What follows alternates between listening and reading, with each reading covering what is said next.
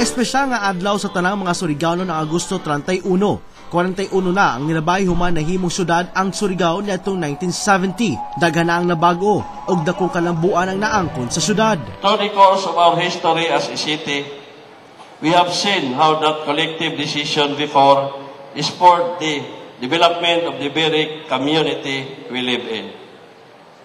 Today, we are left with the task of bringing the legacy into greater heights. What our charter fathers have started, we have to build on so that we can truly create a city competitive in the national and global arena and where our people will enjoy a much improved quality of life. Nasaksihan sa katusan ka mga Surigaonon ang malipayong paghandom sa pagkasyudad sa Surigao o sa kataas nga parada ang gipahigayon.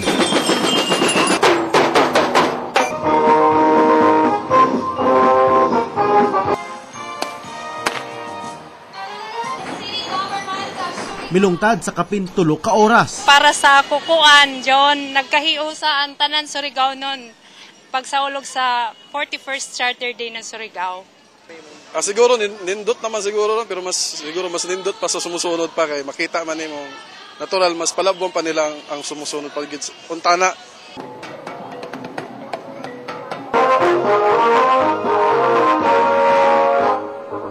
Luyo sa mga naangkon nga kabag-uhan, nang hinaot pa ang mga Surigaonon ug mas dako pang kalambuan alang sa syudad.